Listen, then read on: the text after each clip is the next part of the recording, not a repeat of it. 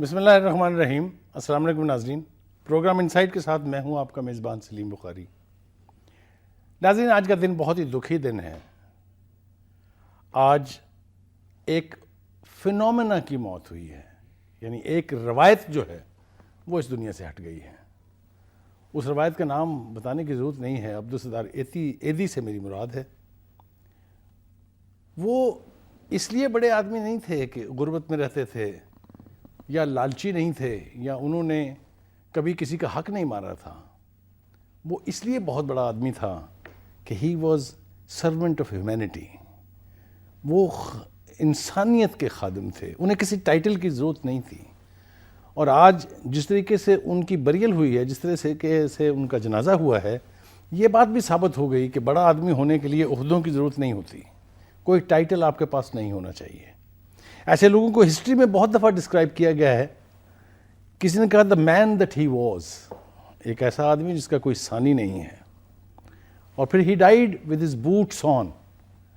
ساری زندگی محنت مشقت کرنے کے بعد آخری دن تک جب وہ بستر پر نہیں لیٹ گئے، دا مین واز ورکنگ. اور پھر کہا جاتا ہے کہ such persons are born once in centuries. یہ ساری باتیں جو ہیں عبدالستار ایدھی پر فٹ آتی ہیں. اور یہ پاکستان کا نقصان تو ہے ہی، لیکن ان کا نام پاکستان کی پہچان بھی بنا ہے. اور یہ چوتھے ایسے شخص ہیں جن کو اسٹیٹ فیونرل نصیب ہوا ہے اس ملک میں. پہلے 3 میں ہمارے بابائے قوم محمد علی جناح صاحب، دوسرے ہمارے پہلے پرائم منسٹر لیاقت علی خان جن کی شہادت ہوئی تھی ایک عوامی اجتماع سے خطاب کرتے ہوئے، تیسرے جنرل ضیاء الحق، اور اب عبدالستار ایدھی. میرے پاس وہ الفاظ نہیں ہیں جس میں میں سمو سکوں ان کی ذات کو یا احاطہ کر سکوں ان کی ذات کا. اس کے لیے میں نے اپنے پروڈیوسر سے کہا کہ میری تھوڑی سی مدد کر دو. انہوں نے ایک پیکج تیار کی ہے، وہ ذرا آپ دیکھ لیجئے تو آپ کو اندازہ ہوگا کہ اس شخص کا قد کتنا بڑا تھا.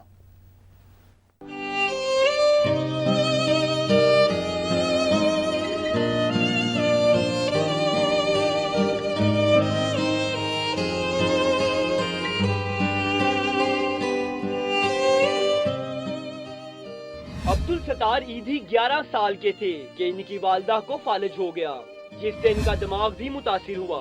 کمسن ایدھی نے اپنے آپ کو والدہ کی خدمت کے لیے وقف کر دیا. ان کو نہلانا، کپڑے بدلوانا، کھانا پلانا اپنے ذمہ لے لیا، جس نے آگے چل کر انہیں فلاحی کاموں کی جانب راغب کیا. ایدھی نے رسمی تعلیم تو ہائی اسکول تک بھی حاصل نہیں کی، تاہم وہ کہتے تھے کہ دنیا کے غم میں میرے استاد اور دانائی و حکمت کا ذریعہ ہیں. والدہ کی وفات کے بعد انہوں نے لوگوں کی مدد کے لیے رابطے کا ذریعہ بنانے کے بارے میں سوچا. ان کا خواب تھا کہ ضرورت مندوں کے لیے فلاحی مراکز اور ہسپتال قائم کیے جائیں. یہ کام بہت بڑا تھا اور ایدھی کی عمر کم اور وسائل ناپید، لیکن ایدھی کو یہ کرنا تھا، چاہے اس کے لیے لوگوں سے بھیک تک کیوں نہ مانگنا پڑتی. جب پاکستان بنا تو وہ چھٹے دن ہی یہاں آ گئے. شروع میں انہوں نے ٹھیلے اور پھیری لگا کر کام شروع کیا، پھر کراچی کی ہول سیل مارکیٹ میں کپڑوں کے ایجنٹ بن گئے. چند سال بعد انہوں نے یہ کام چھوڑ دیا اور 20 سال کی عمر میں اپنی میمن برادری کے افراد کی مدد سے مفت طبی سہولت فراہم کرنے کے لیے ایک ڈسپینسری قائم کی. یہی سوچ انہیں ایدھی ٹرسٹ کے قیام کی جانب لے گئی. ان کے ایک دوست حاجی غنی عثمان نے اس کام میں ان کی مدد کی. ان سے ملنے والے پیسوں سے انہوں نے 2000 کی ایک گاڑی لی، ایک ڈسپینسری بنائی اور خیمے کے اندر 4 بستروں کا ہسپتال قائم کیا. ایدھی صاحب نے ڈرائیونگ سیکھ کر اس گاڑی کو ایمبولینس بنا دیا. وہ کہتے تھے میں نے زندگی میں کبھی کوئی اور گاڑی نہیں چلائی، 48 سال تک صرف ایمبولینس چلائی. وہ رات کی شادیوں پر جا کر برتن دھوتے تھے، دودھ بیچتے تھے، اخبار فروخت کرتے تھے. بعد میں انہوں نے یہ کہہ کر اپنی خدمات سب کے لیے وقف کر دیں کہ میمن کا کام نہ کرو، تمام انسانیت کا کام کرو. ناظرین، اس پر بات کرنے کے لیے میں نے جن دوستوں کو دعوت کلام دی ہے اس میں میرے ساتھ تشریف رکھتے ہیں جاوید لطیف صاحب، ایم این اے ہیں پاکستان مسلم لیگ نواز گروپ کے. ان کے ساتھ تشریف رکھتی ہیں بہت سینئر رہنما ہیں پاکستان پیپلز پارٹی کی، بڑی دبنگ سپورٹر بھی ہیں اور ڈیفینڈر بھی ہیں اپنی پارٹی کی کازز کی، اور سینئر لیڈر ہیں جیسا میں نے کہا. اور ان کے ساتھ تشریف رکھتے ہیں ہمارے ساتھی ہیں دلاور چودھری صاحب، کسی تعارف کے محتاج نہیں ہیں، جرنلسٹ ہیں اور تجزیہ نگار ہیں، تجزیہ کار ہیں. ان سے بھی ہم استفادہ حاصل کرتے رہتے ہیں. خاص طور سے جب ہمیں ملکی امور پر اور انٹرنیشنل افیئرس پہ بات کرنی ہوتی ہے. تو اس موضوع پر ہم بات کریں گے آج ایدھی صاحب کی جو یعنی بیریل ہوئی ہے, جو ان کی تدفین ہوئی ہے, اور پھر جب کافی گفتگو اس پہ ہو چکی ہوگی تو پھر ہم پرائم منسٹر نواز شریف صاحب جو ہیں وہ 48 روز تک ملک سے باہر رہنے کے بعد علاج کروا کے واپس وطن آ گئے ہیں, تھوڑی دیر پہلے پہنچے ہیں وہ. ان کے بارے میں بھی ہم بات کریں گے کہ how is his return being seen in political circles. جی جاوید لطیف صاحب, یہ ایدھی صاحب کسی تعارف کے محتاج تو ہے نہیں, نہ ہم ان کو اس مختصر پروگرام میں ان کی ذات کا احاطہ کر سکتے ہیں. بہت بڑے آدمی تھے, ایک محنت کی, ایک ترقی کی, ہر لحاظ سے ان کی زندگی کو آپ دیکھیں تو ایک بہت بڑا یعنی مثال ہے اور ایک بہت بڑا پاکستان کا سرمایہ ہے. آپ کو کیسے لگتا ہے؟ دیکھیں بخاری صاحب, میں تو سمجھتا ہوں کہ آپ نے صحیح کہا. الفاظ یا جو پیکج آپ نے دکھایا, اس سے ایدھی صاحب کا جو قد تھا, جو ان کی سوچ تھی, جو ان کا عمل تھا, جو ان کا کردار تھا, جو انہوں نے دنیا کو دکھایا, وہ الفاظ سے تو اس کی تعریف نہیں کی جا سکتی. مگر یہ ضرور ہے کہ دنیا میں جہاں مغرب پاکستان کی ایک دہشت گردی کے حوالے سے شکل دکھاتا ہے, تو آج دنیا کو ایک حقیقی پاکستانی قوم کا اصل چہرہ بھی سامنے عبدالستار ایدھی کی شکل میں نظر آیا کہ یہ قوم جو ہے یہ ایک ذمہ دار قوم ہے, فلاحی کاموں میں بڑھ چڑھ کر حصہ لینے والی قوم ہے. اور ایدھی صاحب کو جتنا ڈونیٹ کیا, جو فنڈنگ ہوتی رہی, وہ ساری یقیناً اس کا 90% جو تھا وہ پاکستانی قوم دیتی رہی. اور پاکستانی قوم نے کبھی انہیں شکایت نہیں ہوئی کہ ان کے پاس سرمایہ نہیں ہے کوئی کام کرنے کے لیے. یقیناً. اور ایدھی صاحب نے جس طرح اس کا خرچ کیا, جس طرح اس کا استعمال کیا, وہ بھی مشعل راہ ہے لوگوں کے لیے جو فلاحی کام کرتے ہیں, ان کے لیے بھی. اور انہوں نے اپنے اس منصب کو, اپنے ان کاموں کو کبھی اپنی پروجیکشن کے لیے, اپنی ذات کے لیے, اپنے خاندان کے لیے کبھی استعمال نہ کیا, بلکہ لوگوں کو یہ کہا کہ اگر کوئی فلاحی کام کرتا ہے, یہ کرنے کا ارادہ برادری سے تھے, انہوں نے اپنی کبھی برادری کا گن بھی نہیں گائے. یہ حقیقت ہے. وہ ہمیشہ ایک پاکستانی, بلکہ آج پتہ چلا ہے بہت سے لوگوں کو کہ وہ کس برادری سے تعلق رکھتے تھے. اس سے پہلے کسی کو یہ بھی, بلکہ 90% لوگوں کو یہ علم نہیں ہوگا کہ کون سی برادری سے وہ تعلق رکھتے تھے. اور یقیناً انہوں نے جو کام کیا وہ مذہب کے حوالے سے نہیں, انہوں نے انسانیت کی خدمت کی. اور میں سمجھتا ہوں کہ بد نصیب تھے وہ لوگ جنہوں نے ان کے کام میں رکاوٹیں ڈالیں, اور آج شاید وہ بھی شرمندہ ہوں جنہوں نے ان کے کام میں روڑے اٹکانے کی کوشش کی. مگر میں سمجھتا ہوں کہ ایک بہت بڑا آدمی تھا, اور آج پاکستان ایک بہت بڑے سائے سے محروم ہو گیا. ایک ریاستی ادارہ بھی شاید اس طرح آرگنائز نہ کر سکے جو فلاحی کام کر رہے تھے عبدالستار ایدھی صاحب, اور بغیر کسی سکینڈل کے. کوئی زندگی میں ان کے بارے میں سکینڈل کوئی نہیں, آج تک نہیں سامنے آ سکا. تو میں سمجھتا ہوں کہ خدا کرے جو انہوں نے ادارہ بنایا وہ چلتا رہے, اور لوگ اسی طرح اس پر ٹرسٹ کرتے رہیں, اور یہ ادارہ وہ صادق اور امین تھے, اور ان کی یہ روایت بھی زندہ رہنی چاہیے. آپ یہ کہنا چاہ رہے ہیں. ناظرین, نواز شریف صاحب نے لندن سے یہ اعلان کر دیا تھا کہ ان کو اسٹیٹ فیونرل دیا جائے گا, اور دوسری بات یہ ہے کہ پوری قوم جو ہے وہ ایک دن کا سوگ منائے گی. سرکاری سطح کے اوپر بھی جھنڈا جو ہے وہ سرنگو رہے گا. بہت بڑی بات ہے میرے خیال سے. اس سے زیادہ یعنی کمپلیمنٹ اور ٹریبیوٹس وہ جو ہے وہ ڈیزرو کرتے تھے. مہرین صاحب, آپ کے پاس میں آ رہا ہوں. زرداری صاحب, آصف زرداری صاحب نے بھی بہت ہی وارمتھ کے ساتھ, بہت ہی شدت سے فیل کر کے ایک پیغام ایدھی صاحب کے وارثین کے لیے چھوڑا ہے, اور یہ بہت اچھی روایت ہے. ان کے دور میں بھی ایدھی صاحب کو جب بھی کبھی ضرورت پیش آئی ہے, پیپلز پارٹی کے دور میں انہیں کبھی ڈینائی نہیں کیا گیا کسی کام سے بھی. ہاؤ ڈو یو سی دس لاس, جو پوری قوم کا لاس ہوا ہے, کیا فیل کرتی ہیں اس پہ؟ بسم اللہ الرحمن الرحیم. ہزاروں سال نرگس اپنی بے نوری پہ روتی ہے, بڑی مشکل سے ہوتا ہے چمن میں دیدہ پیدا. یعنی آپ یہ کہہ رہی ہیں ایسے لوگ صدیوں میں پیدا ہوتے ہیں, صدیوں میں پیدا ہوتے ہیں, اور اب یہ کب ہوں گے ہمیں کوئی پتہ نہیں. ایدھی صاحب کے لیے الفاظ تو میں سمجھتی ہوں ان کا چناؤ کرنا, ان کی شخصیت کو بیان کرنے کے لیے خاصا مشکل ہوگا.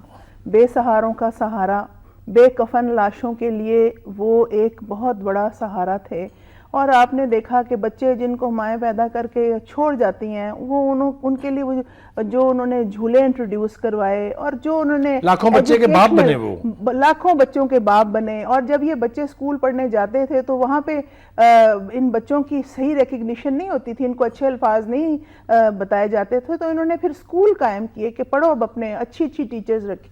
تو ایدھی صاحب کی پرسنالٹی کو بیان کرنا، ساری زندگی ایک ہی قسم کے انہوں نے کپڑے پہنے۔ دیکھیے آج کل بڑی بڑی گاڑیوں سے اترتے ہیں اور کہتے ہیں کہ جی یہ بڑے لوگ ہوں گے، بڑے برانڈ کی باتیں ہوتی ہیں، مگر عبدالستار ایدھی کو جب ہم اس کے بارے میں بات کرتے ہیں، اپنے بچوں کو یہ بتانا چاہیے، قوم کو یہ سمجھنا چاہیے کہ ہمیں ان کی سادگی، ان کے دل میں جو عوام کے لیے اور انسانیت کے لیے محبت تھی، انہوں نے کبھی نہیں پوچھا میرے دروازے پہ ہندو آیا ہے، سکھ آیا ہے، عیسائی آیا ہے یا کون آیا ہے، مسلمان آیا ہے، وہ گئے ہیں، بھاگے ہوئے مدد کی ہے، ایمبولینس لی ہے، اگر کوئی زخمی ہے تو اس کو ہسپتال لے کے گئے ہیں۔ تو میں سمجھتی ہوں کہ عبدالستار ایدھی ایک سب نے جانا تو سب نے ہے، مگر عبدالستار ایدھی جیسی شخصیت، ان جیسی روشنی، عبدالستار ایدھی جیسی ایک مشعل تھے، وہ ایک مشعل تھے، اور اب ہمارے لیے وہ مشعل راہ ہونے چاہیے، چاہے کوئی پولیٹیکل پارٹی ہو، کوئی سول سوسائٹی کا نمائندہ ہو یا کوئی بھی ایسے معاملات ہوں، ہمیں دیکھنا چاہیے کہ انہوں نے اپنی زندگی کیسے گزاری، خدمت میں گزاری، ایمانداری میں گزاری اور عاجزی میں گزاری۔ جو سب سے بڑی چیز میں سمجھتی ہوں کہ ان کی زندگی کا جو ایک کرکس ہے، جو ایک نتیجہ ہے، ان کی زندگی کا ایک نتیجہ ہے، وہ ہے عاجزی۔ اور یہ عاجزی، اور جتنا وہ پھیلتے گئے اتنا ہی وہ ہمبل ہوتے گئے، جتنا پھیلتے گئے ماشاءاللہ، میں سمجھتی ہوں کہ کہا جائے گا اگر وہ برگد کے درخت کی طرح چھاؤں دیتے ہوئے، ان کی اپنی ایک امپائر ہے، ایک اپنی امپائر ہے، اور وہ یعنی وہ کسی سے کوئی نہ کوئی پولیٹیکل فائدہ نہ کوئی، اور میں سمجھتی ہوں کہ عوام نے بھی ان کو آگے ہو کے، اور کوئی بھی حکومت آئی ہے انہوں نے ان کو آگے ہو کے مدد کی ہے، اور وہ ایک ایسی شخصیت تھے کہ جن پہ تمام میں سمجھتی ہوں اینٹیٹیز کا اعتبار تھا، اور یہ اعتبار بنانا، اس کو کریٹ کرنا اور اس کو مینٹین کرنا، یہ صرف عبدالستار ایدھی صاحب کا میں سمجھتی ہوں خاصہ تھا۔ قوم آج غمگین ہے، آج ہر دل رو رہا ہے، اور بخاری صاحب میں آپ کو سچ بتاؤں کہ جب آپ کا یہ انٹرو چل رہا تھا تو کوئی ایسی آنکھ نہیں ہوگی جو نم نہ ہو بشمول میرے، اور میں امید کرتی ہوں کہ یہ ادارہ چلتا رہے، اور میں آپ کو امید بھی کرتی ہوں اور میں یقین سے کہتی ہوں کہ جو روایت اور جو ایمانداری اور جو خلوص اور جو میں سمجھتی ہوں ایک محبت انہوں نے اس ادارے میں ڈال دی ہے، یہ انشاءاللہ رہتے دم تک یہ ادارہ چلے گا، اور یہ نقصان تو پورا نہیں ہو سکتا، مگر جانا ہم سب نے ہے۔ امید کرتی ہوں کہ ایسا کوئی اچھا کام تمام ہم لوگ کر سکیں۔ ناظرین، آپ نے دیکھا میری نرملا راجہ صاحبہ نے بہت ہی یعنی جذبات کے ساتھ، بہت ایموشنز سے بھرپور انداز میں کمپلیمنٹ پیش کیا ہے، ٹریبیوٹ پیش کیا ہے ان کی ذات کو۔ وہ یقیناً ان جیسا شخص جو ہے، ان جیسا ایماندار، ان جیسا دیانت کا امین جو ہے، وہ اور کوئی شخص ہو نہیں سکتا۔ جناب جج صاحب، آپ کے پاس بھی میں یہ دو سوال لے کے آ رہا ہوں۔ ایک تو یہ کہ ایک ایدھی صرف ایک انسان نہیں تھے، ایک پاکستانی نہیں تھے، ایک بہت بڑے چیریٹی ورکر نہیں تھے، وہ ایک عہد تھے، ایک روایت تھے، ایک تاریخ تھے، اور جیسا کہ وہ خود بھی کہتے تھے کہ چیریٹیبل سروسز کے لیے بارڈرز نہیں ہوتے۔ آپ یہ دیکھیں، نیو اورلینز میں اگر سیلاب آتا ہے تو ایدھی صاحب وہاں موجود ہیں، بنگلہ دیش میں اگر سائیکلون آتے ہیں تو وہ وہاں موجود ہیں، بھارت میں کوئی کرائسس ہو جائے، پاکستان کی تو خیر ان کا اپنا ملک تھا، یہاں تو ان کا اپنا نیٹ ورک تھا، ایئر ایمبولینس اس ملک میں لانے والے وہ پہلے شخص تھے، تو ان کے کارنامے تو بے پناہ ہیں۔ آپ مجھے یہ بتائیے گا کہ کیا ہم یہ توقع رکھیں کہ ارباب اقتدار جو ہیں وہ ان کی وہ خواہشات پوری کر دیں جو وہ کر کے گئے تھے؟ مثال کے طور پہ انہوں نے کہا کہ میں چاہتا ہوں کہ ہر 500 کلومیٹر کے بعد ایک ہسپتال ہونا چاہیے، یا شاید اس سے بھی کم فاصلے پر۔ اس خواب کو شرمندہ تعبیر کیا جا سکتا ہے۔ جو ہمارے مونومنٹس بن رہے ہیں بڑے بڑے، انہیں ان کے نام سے منسوب کیا جا سکتا ہے۔ ہمارے جو حمید نظامی انسٹیٹیوٹ کے افسر عبدالعلی صاحب ہیں، انہوں نے تجویز کیا ہے کہ عمران خان کو چاہیے کہ جو شوکت خانم کینسر ہاسپٹل بن رہا ہے ان کو اس کے نام سے کر دیں، یا جو موٹر وے بن رہی ہے کراچی تک، تو یہ ساری چیزیں کر کے ان کو ہم یعنی ٹریبیوٹ پیش کر سکتے ہیں، خراج عقیدت پیش کر سکتے ہیں، کہ تاکہ ان کا نام زندہ رہے، اور ہم ایسی ایک مثال بنا دیں انہیں کہ انہیں دیکھ کے اور لوگ بھی چاہیں کہ وہ بھی اس ملک کے آنے والے وقت میں عیدی بن جائیں. آپ کیا کہتے ہیں اس کے بارے میں؟ غیر صاحب بالکل صحیح بات ہے. پہلے تو میں سب حضرات سے متفق ہوں کہ الفاظ بہت چھوٹے ہیں اور شخصیت بہت بڑی ہے. شاید الفاظ احاطہ نہ کر سکیں اتنی بڑی شخصیت کا. سکینڈل کی بات ہوئی تو سکینڈل تو ایک طرف شاید ہمیں یہ پتہ ہو کہ ایدھی صاحب پچھلے 20 سال سے ایک ہی جوڑا جوتے کا استعمال کر رہے تھے اور پچھلے 10 سال سے ان کے پاس یہ 2 جوڑے جو کپڑوں کے تھے جس میں ان کا ایک کفن بنایا گیا وہ اس میں گئے. اور بلقیس ایدھی صاحبہ سے کسی نے ایک دفعہ پوچھا کہ آپ شادی جب ہوئی تو آپ کہیں گئے بھی تھے؟ انہوں نے کہا حیدرآباد ایک لاوارث لاش کا پتہ چلا کہ اس کے اس کے جو لواحقین ہیں اس کا جب پتہ چلا تو اس کو چھوڑنے حیدرآباد گئے تھے شادی کے فوراً بعد. اور یہی ہمارا ہنی مون تھا. تو اس طرح کی شخصیت تھے. پھر میں ان خوش قسمت لوگوں میں شامل ہوں کہ جنہیں ایدھی صاحب سے ملنے کا اتفاق ہوا. ایدھی صاحب یہاں آئے مال روڈ کے اوپر لاہور میں. انہوں نے ایک کینسر کے اسٹوڈنٹ کے انجینئرنگ یونیورسٹی کا اسٹوڈنٹ تھا تو اس کے لیے وہ فنڈنگ کر رہے تھے.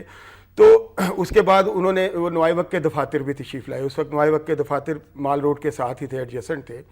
تو میں نے ان سے پوچھا, میں نے کہا کہ یہ ڈونیشن بڑا مشکل کام ہے حاصل پاکستانیوں سے ڈونیشن اکٹھی کرنا. انہوں نے کہا بالکل بھی مشکل کام نہیں ہے, بالکل ایک ارادہ ہونا چاہیے, ایک کمٹمنٹ ہونی چاہیے.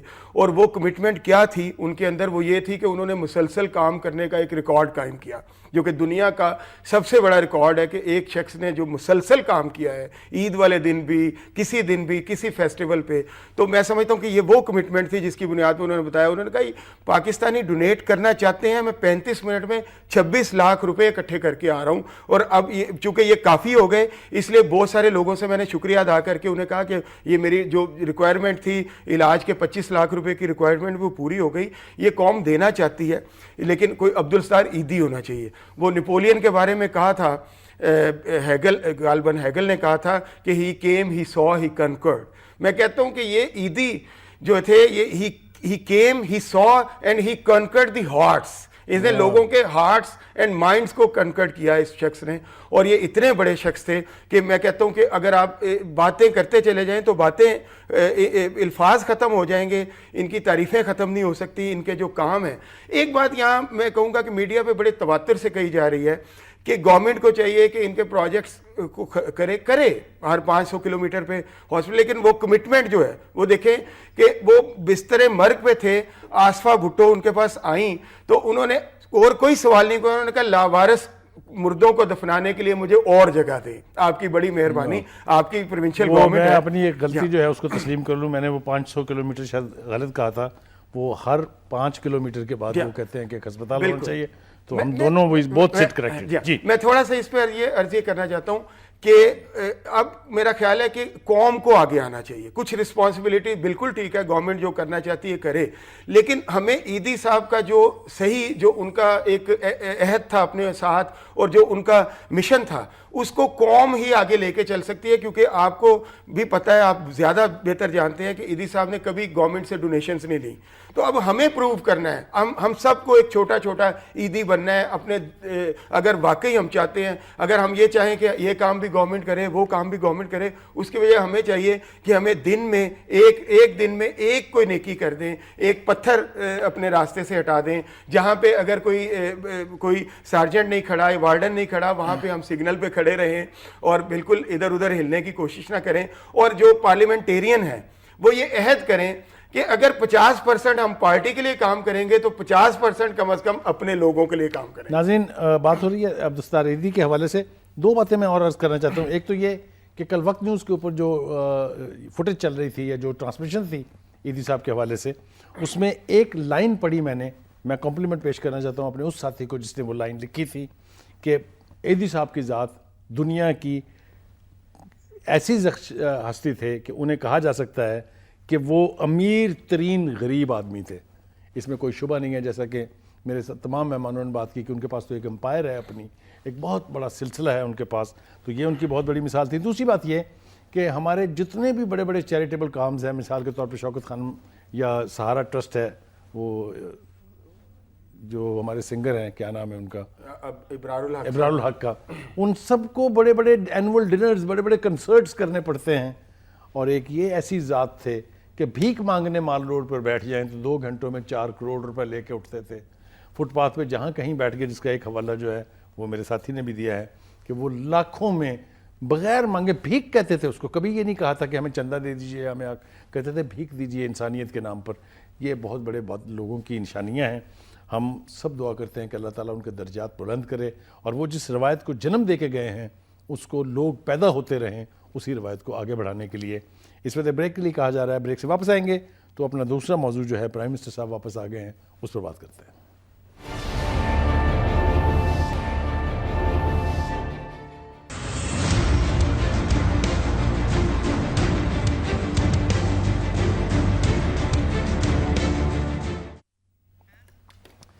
ویلکم بیک ناظرین. آپ نے دیکھا کہ تمام تر سیاسی پیشن گوئیوں کے باوجود, تمام تر وہ خدشات جس کا اظہار اپوزیشن کی طرف سے کیا جاتا رہا, کسی نے کہا پاناما لیک سے ڈر کے دل کا دورہ پڑ گیا, کسی نے کہا وہ بھاگ گئے ہیں, کسی نے کہا وہ سیاسی پناہ لے لیں گے, کسی نے کچھ کہا, کسی نے کچھ کہا, وہ سارے اندازے تو غلط ثابت ہو گئے ہیں. شاید پیپلز پارٹی اس اعتبار سے تھوڑی محتاط رہی ہے, لیکن جو کچھ بھی کہا گیا پرائم منسٹر نے اپنی ہمت سے, اللہ تعالیٰ کی مہربانی سے اس سب کچھ وہ غلط ثابت کر دکھایا ہے. آج وہ 48 روز باہر قیام کرنے کے بعد خاص طور سے اپنے علاج کے لیے اب واپس آ گئے ہیں وطن, اور جنہوں نے وہ یہ فوٹیجز آپ نے بھی ابھی دیکھی ہیں, تھوڑے سے ہم نے کوشش کی کہ جھلکیاں آپ کو دکھائیں, جنہوں نے ان سے ملاقات کی ہے, جنہوں نے دیکھا ہے, ان کا کہنا یہ ہے کہ وہ پھر سے اسی طریقے سے اپنی سٹرائیڈ میں ہیں, اپنی ہمت ان کی وہی ہے, بالکل وہی مسکراہٹ ان کے چہرے پر ہے. خدا کرے کہ وہ اب دوبارہ ان کو کبھی اس قسم کی بیماری کا سامنا نہ کرنا پڑے. واپس آ گئے ہیں وہ, تو اس پر بھی گفتگو کریں گے. جناب پہلے میں آپ کے پاس آ رہا ہوں جاوید لطیف صاحب. یہ جو جیسا میں نے شروع کیا, آپ نے ابتدائی میں کہا, میں نے کہا بہت سی پیشین گوئیاں تھیں ایسی, کیونکہ ہمارے ہاں پولیٹیکل پنڈت اور پولیٹیکل پامسٹس کی تو کوئی کمی ہوتی نہیں ہے, اور پھر ریومر فیکٹری بھی بہت ایکٹیو ہے ہمارے ملک میں. ان تمام اندازوں کو غلط ثابت کر دیا ہے پرائم منسٹر صاحب نے, وہ پورے تمطراق کے ساتھ واپس آ گئے ہیں. How do you see his return? دیکھیں بہاری صاحب, جو شخص بھی صحت مند ہے اس نے بیمار بھی ہونا ہے. جس طرح ابھی میرین کہہ رہی تھی, جو آیا اس نے جانا بھی ہے. اللہ رب العزت کا لطف و کرم ہے, اس کی خاص عنایت ہے, قوم کی دعائیں ہیں کہ نواز شریف صاحب کو ایک نئی زندگی ملی. اور میں سمجھتا ہوں کہ جو نئی زندگی اللہ تعالیٰ نے ان کو دی ہے, وہ پاکستان کے لیے ایک نئے جذبے سے, ایک نئے ولولے سے, ایک نئے جوش سے, ایک نئی توانائی سے, جو سی پیک منصوبے میں رکاوٹیں ہیں, جو بقادر بندرگاہ بنانے کے لیے, اور دوسرا اس طرح خارجہ پالیسی کے حوالے سے توانائی بحران ہے, جس طرح اس کے نئے کارخانے لگ رہے ہیں, ان کی نگرانی خود سے کریں گے. اور اس طرح انشاءاللہ پاکستان کو جس نہج تک وہ لے کر جانا چاہتے تھے الیکشن سے پہلے, جو کچھ انہوں نے کہا, اور 2018 تک انہوں نے جو قوم کو خوشخبریاں دیں کہ ہم 2018 تک یہ چیزیں انشاءاللہ کمپلیٹ کر لیں گے, تو وہ انشاءاللہ اس کی نگرانی کریں گے اور انشاءاللہ اس کو پایہ تکمیل تک پہنچائیں گے. لیکن میں ایک چیز ضرور عرض کرنا چاہتا ہوں, جو آپ نے خود بھی کہا کہ جو سیاسی پنڈت تھے, جو مختلف, اور خاص طور پر ان پنڈتوں میں 1-2 لوگ تو ایسے تھے جن کو شاید مرنا یاد نہیں تھا, جو باتیں وہ کر رہے تھے, اور جو خاص طور پر ان کے حوالے سے بات کی جا رہی تھی, وہ ایک سیاسی, میں سمجھتا ہوں ایک باغی اور ایک ایسا گھٹیا انسان ہے جو خاص طور پر پنڈی کا رہنے والا ہے, اور جو خود کو سیاسی بھی کہتا ہے اور باتیں بھی اس طرح, وہ ایک ٹلی ٹلی کے نام سے مشہور ہے. بہرحال میں اس طرح اس کو نہیں ذکر نہ کرنا چاہتا جس طرح وہ لوگوں کے نام لیتا ہے اور ذکر کرتا ہے. میں سمجھتا ہوں کہ آج انشاءاللہ تعالی جس طرح وہ آئے ہیں, جو لوگ کہتے ہیں پاناما لیکس دوسرا تیسرا, یہ سب فیس کریں گے ہم. اور ایک میں چیز ضرور عرض کر دوں کہ پاکستان کے اداروں پر اعتماد کرنا ہم سب کو سیکھنا چاہیے. ہم دنیا کے دیگر ممالک جو ہیں ان کے اداروں پر تو اعتماد کرتے ہیں, اپنے اداروں پر بھی اعتماد کرنا سیکھیں. اور میں اس کے حوالے سے یہ ضرور عرض کروں گا کہ پاکستانی قوم, ابھی ہم عبدالستار ایدھی کا ذکر کر رہے تھے, وہ بھی پاکستانی قوم سے تھے. اسی طرح میں سمجھتا ہوں کہ اگر کسی جگہ کوئی بے ضابطگی, اگر کسی جگہ کوئی سکم رہ گیا ہے, تو مل بیٹھ کر اداروں میں اس کو ڈریس کرنا چاہیے, نہ چوکوں چوراہوں میں ان چیزوں کو جو میں نے پہلے گنوائی ہیں ان کو بریک کرنے کے لیے, اس تعمیر کو روکنے کے لیے, اس سسٹم کو بریک کرنے کے لیے, اس ترقی کو روکنے کے لیے اگر آپ چوکوں چوراہوں میں اس طرح کے تماشے کریں گے تو اس سے پاکستان کا بھلا نہیں ہوگا, پاکستانی قوم کا بھلا نہیں ہوگا. ہاں البتہ یہ ضرور ہے, اس سے پاکستان مخالف قوتوں کو فائدہ ہم ضرور دیں گے. یہ ہمیں سوچنا چاہیے بطور ایک سیاسی کارکن کے, بطور پاکستانی کے, کہ ہمیں احتساب سے کون انکاری ہے. آپ کسی ادارے میں چلے جائیں, آپ الیکشن کمیشن میں گئے ہیں, یا آپ جانا چاہتے ہیں سپریم کورٹ میں جانا چاہتے ہیں, آپ نیب میں جانا چاہتے ہیں, آپ FBR میں جانا چاہتے ہیں, آپ کسی پاکستان کے ادارے پر اعتماد کریں, اس پر جائیں اور اس کے رزلٹ کا انتظار کریں. یہ کوئی طریقہ نہیں ہے کہ آپ جو چاہیں, جو آپ کے من میں آئے آپ کہیں کہ وہی ہو جانا آپ کو چاہیے, اچھا لگتا ہو, جو آپ کی خواہش ہو, وہ رزلٹ آ جائے, وہ ہوتا نہیں. کیا اس پوری ایکسرسائز کو حکومت گراؤ مہم بنا دینا چاہیے, جس طریقے سے کچھ ایلیمنٹ آپ کی متحدہ اپوزیشن میں بنانا چاہ رہے ہیں؟ دیکھیے, حکومت اور جمہوریت یہ دونوں الگ الگ چیزیں ہیں. حکومت کا بدل جانا یا حکومت میں کوئی چینجز آنا اور جمہوریت وہیں کی وہیں کھڑی رہنا, یہ دو بالکل الگ چیزیں ہیں. اور اگر ان میں کوئی ایسی چینجز ہوتی ہیں تو میں سمجھتی ہوں جمہوریت کو نقصان پہنچائے بغیر اگر اس طرح کی کوئی چیز ڈیولپ ہوتی ہے اور وہ پاکستان کے لیے بہتر ہے تو میں سمجھتی ہوں قوم اس سے بہتر کچھ نہیں ہو کے حق میں ہوگی. جج صاحب, آپ کے پاس تو میں بڑا عجیب سا سوال لے کے آ رہا ہوں. میرے دونوں ساتھیوں نے بات کی حکومتی اداروں کی اور ان کی پرفارمنس کی. حکومتی اداروں کا حال کیا ہے وہ تو آپ کے سامنے ہے. اب میں نام لینا نہیں چاہتا ہوں, آپ پارلیمنٹ کی پرفارمنس دیکھ لیجئے, اس کے اوپر علیحدہ پروگرام ہو سکتا ہے. آپ عدلیہ کی تاریخ اٹھا کے دیکھ لیجئے, علیحدہ پروگرام ہو سکتا ہے. آپ کرپشن کے خلاف کام کرنے والے جو ادارے ہیں جس میں نیب ہے, FIA ہے, ان کی پرفارمنس کو دیکھ لیجئے, ان میں کس قسم کے لوگوں کو لایا جاتا ہے, کام ان کا سربراہ بنا دیا جاتا ہے. کیا ان تمام اداروں کی جو قسم پرسی کا عالم ہے, یہ الیکشن کمیشن میں پٹیشن لے کے گئے ہیں تو وہاں پر 4 ممبر ہی نہیں ہیں, آپ اندازہ کیجئے. یہ آپ ہیں پر امید کہ یہ ادارے جو ہیں وہ پرفارمنس دے سکتے ہیں, جس کی طرف میرے دونوں مہمانوں نے اشارہ کیا ہے؟ دیکھیں, سب سے پہلے تو بخاری صاحب میں خود یہ پارلیمنٹیرین ہیں, کیا یہ خود اپنے ادارے سے پر امید ہیں؟ کبھی بات ہوتی ہے پولیٹیشینز کے درمیان تو ہوتا ہے جی جوڈیشل کمیشن بنا لیا جائے, کبھی ہم الیکشن کمیشن جائیں گے جی وہاں ہم ریفرنس دائر کریں گے. پارلیمنٹ کا تو ذکر ہی نہیں ہوتا. پارلیمنٹیرین اس کو سپریم بنانے کی باتیں تو سب کرتے ہیں. 442 لوگوں کی پارلیمنٹ ہے, لیکن کبھی ہم نے یہ نہیں سنا کہ ہاں ہمارے پاس یہ لوگ موجود ہیں, آپ ان پر مشتمل کمیشن بنائیں, پارلیمنٹری کمیشن بنا لیں یا پارلیمنٹ اس کو سالو کرے گی. ہمیشہ جو ہے یہ ہمارے پولیٹیشین خود بھی اپنے اداروں کی کارکردگی سے کس حد تک مطمئن ہے, آپ خود ہی اندازہ لگا لیں کہ انہوں نے کبھی پارلیمنٹ کا ذکر نہیں کیا کہ ہاں پارلیمنٹ کیپیبل ہے. ہمیشہ یہ ڈیمانڈ ہوتی رہی ہے کہ جناب آپ کسی دوسرے ادارے کا کمیشن بنائیں, یا کوئی دوسرا ادارہ اس کا فیصلہ کرے, یا کوئی امپائر آ جائے, یا کوئی نہ آ جائے, یا کوئی اور آ جائے. کبھی اس پہ متفق نہیں ہوئے کہ 442 کی پارلیمنٹ میں کوئی ایک بندہ ایسا تھوڑا آپ ادھر بھی دیکھتے ہیں جن کے کرنے کا کام ہے. بالکل, کہ یہ جب اپنے کرنے کے کام سے خود مطمئن نہیں ہے تو پھر ہم کیسے کہہ سکتے ہیں کہ یہ آگے جا کے فیوچر میں جا کے یہ کوئی بہتر پرفارمنس ہوگی یا ابھی سیٹسفیکٹری پرفارمنس ہے. تو پہلے تو خود ان کو یہ بتانا چاہیے کہ کیوں اپنے ادارے پہ ڈیپینڈنٹ نہیں ہے, جو کہ عوام دیں خود ان کو اپنے ووٹوں سے بڑی محنت سے چن کے پارلیمنٹ تک پہنچایا ہے, اور یہ خود ان کا ٹرسٹ نہیں ہے پارلیمنٹ کے اوپر. اور اب یہ جو حقیقت پارلیمنٹ ہی وہ فورم ہونا چاہیے جہاں سے پوری طاقت جو ہے بالکل. اور جو دوسرے فورم جن کی ہم بات کرتے ہیں وہاں بھی کوئی دودھ کے دھلے ہوئے لوگ تو نہیں بیٹھے, ان کی تاریخ بھی ہمارے سامنے ہے. تو آپ سب سے پہلے تو آپ یہ دیکھیں کہ آپ کو یہ پتا ہونا چاہیے کہ آپ کے اندر سے جو آپ لوگوں کا ٹرسٹ اس وقت بڑھے گا آپ کے اوپر, کہ جمہوریت کے اوپر, آپ کے اوپر, پارلیمنٹیرین کے, جب آپ اپنے ادارے کا ٹرسٹ خود بڑھائیں گے. اب ہوتا کیا ہے کہ کبھی آپ یہ نہیں کہتے کہ یہ پارلیمنٹ اس کو سالو کر لے گی. آپ کہتے ہیں جی ہم دھرنا دیں گے, الیکشن کمیشن یہ کرے گا, فلاں یہ کرے گا. آپ خود ایک الیکشن کمیشن کو آپ کا اختیار ہے کہ آپ بنائیں, آپ اس کو مانتے ہیں, ہوتا ہے, پھر آپ کہتے ہیں جی ہمیں اس پہ کوئی ٹرسٹ نہیں ہے, ہم اس کو بالکل کوئی ماننے والے نہیں ہیں, کوئی اس کو نہیں کرتے. آپ کچھ کہنا چاہ رہی ہیں؟ میں یہ صرف ایک جملے پہ ختم کرنا چاہ رہا ہوں کہ جب تک آپ اپنے ادارے پہ ٹرسٹ نہیں کریں گے, ہم کیسے ماڈل نہیں بنائیں گے, کیسے سمجھیں, ہم عوام یہ کیسے سمجھیں, یا جرنلسٹ کیسے سمجھیں کہ ادارے جو ہیں وہ صحیح سمت میں جا رہے ہیں. دیکھیے, بالکل ہمارے بھائی نے جو کہا وہ ان کی ایک سوچ ہے.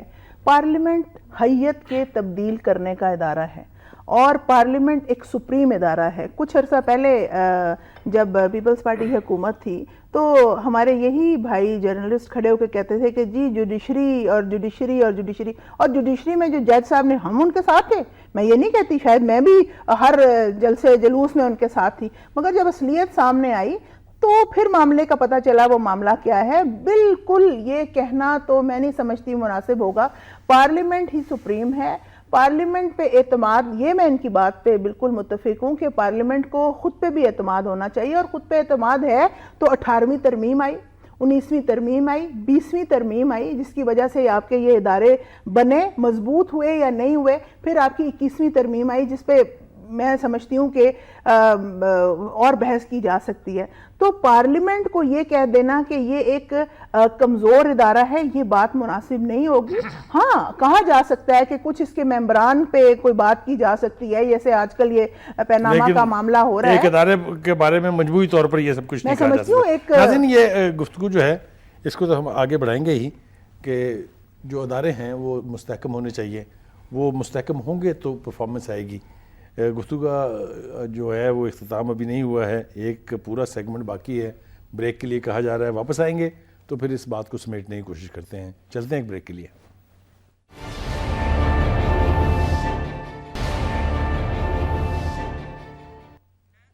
ویلکم بیک ناظرین.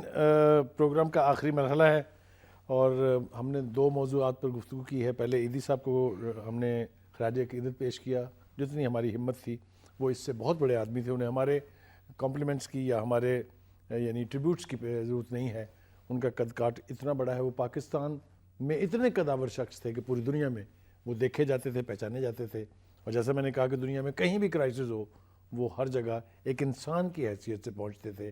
نہ مذہب راستے میں آتا تھا, نہ قوم راستے میں آتی تھی, اور انہوں نے انسانیت کی خدمت کی ہے جس کے لیے وہ ہمیشہ یاد رکھے جائیں گے. بات ہم کر رہے ہیں وزیر اعظم صاحب کی واپسی کی, اور یہ ہمارے ایک مہمان جو ہیں جاوید لطیف صاحب, انہیں ایک ارجنٹ کال کے اوپر جانا پڑا ہے. اور جیسا کہ ایک رواج ہے کہ خالی کرسی برداشت نہیں ہوتی ہے, ہمارے ساتھی جو ہیں انہوں نے 1 سیکنڈ نہیں لگایا ان کی کرسی پہ قبضہ کرتے ہوئے, ہر چند کہ انہوں نے اپنی کرسی چھوڑی بھی ہے. With this light note we come back to prime ministers return. میں نہیں ڈاکٹر صاحب, آپ یہ بتائیے, آپ نے کہا کہ ہم تو سب کچھ کریں گے, ہمارا رائٹ ہے as an opposition, which is very very correct, اس کو تسلیم کیا جانا چاہیے. ایک چیز کا مجھے خدشہ ہے, وہ آپ دور کر دیجئے, کہ آپ کے اس متحدہ اپوزیشن کے اندر کہیں آپ کو نظر آتا ہے کہ ایسے ایلیمنٹس ہیں جو یا تو چاہتے نہیں ہیں یا سنسیئر نہیں ہیں کہ کوئی ورکیبل سلوشن اس کا نکل آئے کہ پرائم منسٹر کا احتساب بھی ہو اور احتساب کی بات جو اوورال کی جا رہی ہے وہ بھی ہو.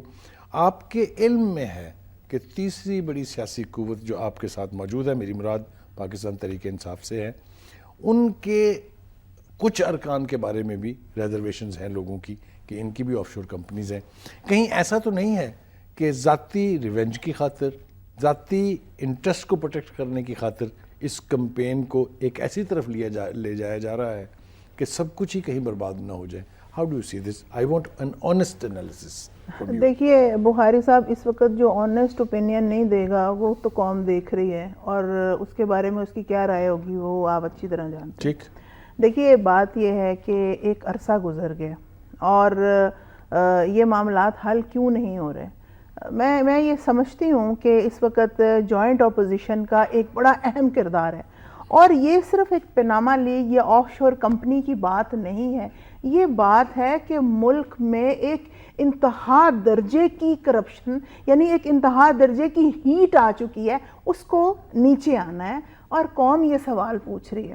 اور جب قوم یہ سوال پوچھتی ہے تو پرائم منسٹر صاحب سے اس لیے پوچھنا چاہتے ہیں کہ ان کی اپنی فیملی کے جو ممبرز ہیں, ہمیں عزت ہے, یہ نہیں کہ ہم کوئی ایسی بات کرنا چاہتے ہیں کہ ان کی عزت میں کمی آئے. ان کے اپنے سٹیٹمنٹس جو ہیں وہ بڑے مختلف ہیں.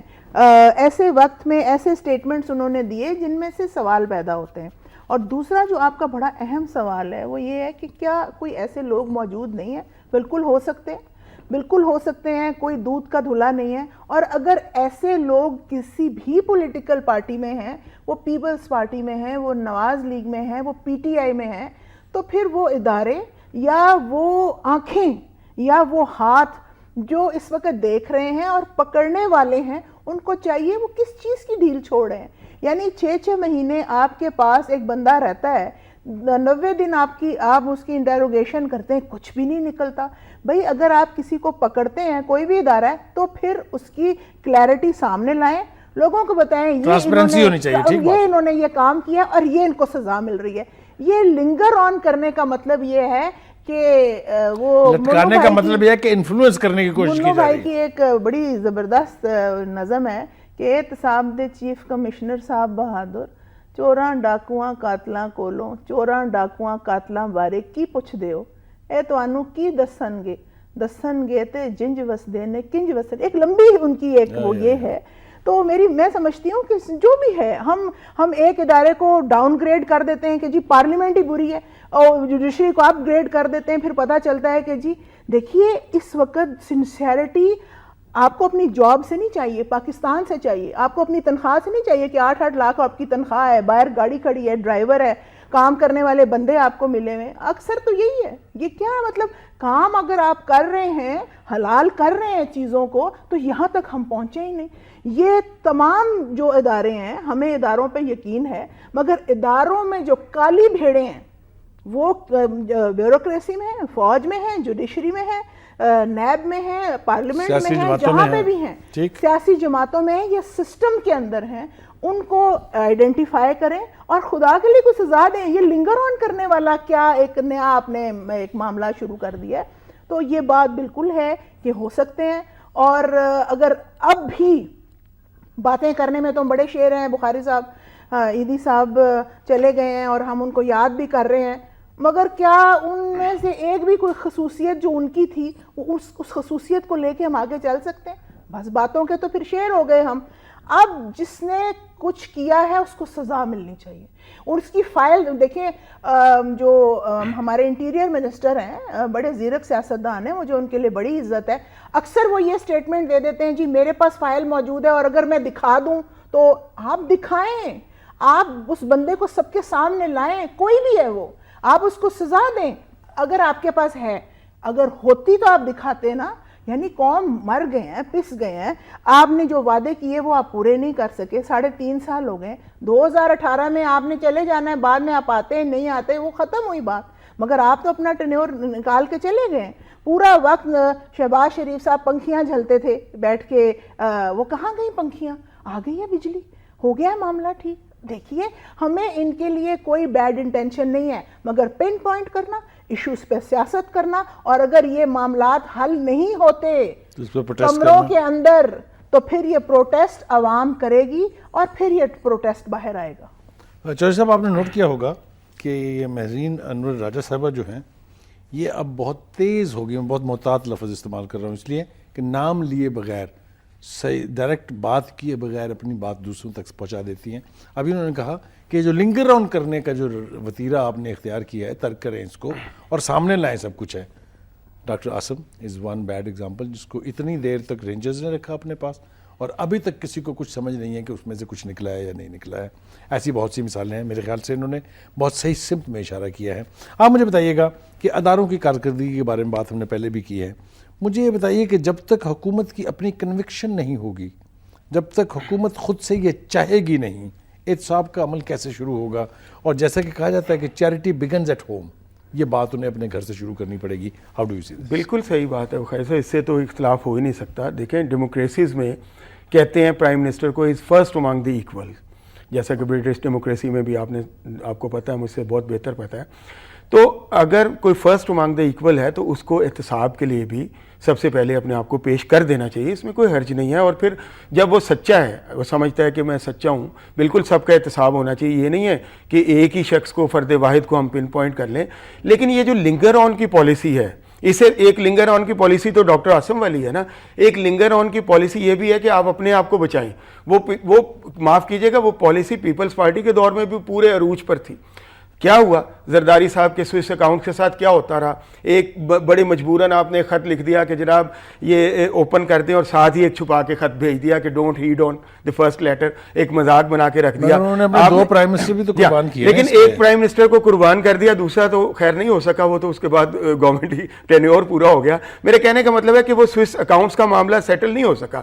احتساب جو ہے وہ سب کا ہونا چاہیے, اس کے اوپر پولیٹیکل پوائنٹ سکورنگ نہیں ہونی چاہیے. اگر آپ یہ کہیں کہ جی اب ہم چونکہ اپوزیشن میں ہیں اور اب اس پرائم منسٹر کو, میں تو پہلے کہہ رہا ہوں کہ بالکل پرائم منسٹر سے شروع ہونا چاہیے, اس میں کوئی دو آرہ نہیں ہے. لیکن میرا خیال ہے کہ اب یہ طے کر لینا چاہیے کہ احتساب اگر اس پہ نہیں معاملہ آ رہا تو کوئی اس طرح کا سلسلہ کر لینا چاہیے کہ 3-4 لوگ جیسے زرداری صاحب ہیں، عمران صاحب ہیں، نواز شریف صاحب ہیں، ان کو ملا کے احتساب ان تینوں سے شروع کر دینا چاہیے. کوئی دو طرح کے کمیشن ہو جائیں، ایک اپوزیشن کو ڈیل کر لے، ایک گورنمنٹ کو ڈیل کر لے، اور پھر اس کو بڑھاتے چلے جائیں اس سلسلے کو. مختصر ٹائم ختم ہو گیا. دیکھیے بات یہ ہے کہ احتساب زرداری صاحب کو 11 سال ہوا، ججز سے بات چیت بھی ہوئی اور فل ڈوز دینے کی بات بھی کی گئی، اور جہاں تک سوئس اکاؤنٹس کی بات ہے 3 سال گزر گئے ہیں، وہ ٹیپ بھی موجود ہے. 3 سال گزر گئے، اب بھی نکال لیتے. 11 سال سب ان کے ججز تھے تب نکال لیتے. الزام کا لگا دینا اور اس کا ثابت کرنا بڑی 2 الگ چیزیں ہیں. ناظرین آپ نے گفتگو سنی. ہم نے کوشش کی 2 اہم موضوعات تھے. پرائم منسٹر کی واپسی تھی، ایدھی صاحب کی تدفین تھی، ان پر ہم بات کریں. ہماری کوشش تھی کہ اس مختصر وقت میں جس حد تک ہم بات کر سکتے ہیں وہ کریں. احتساب کی بات جو ہے وہ بھی اتنی ہی اہم ہے. ایک بات یاد رکھنی چاہیے، جب ہم کسی کی طرف انگلی اٹھاتے ہیں تو 3 انگلیاں ہماری طرف آٹومیٹکلی اٹھی ہوتی ہیں. اس بات کا بھی خیال رکھنا چاہیے. احتساب کی بات کرنا اسی کو سجتا ہے جو خود اپنا احتساب کرنے اور کرانے کے لیے آمادہ ہو. اس کے ساتھ ہی اپنے میزبان سلیم بخاری کو اجازت دیجیے. اللہ حافظ.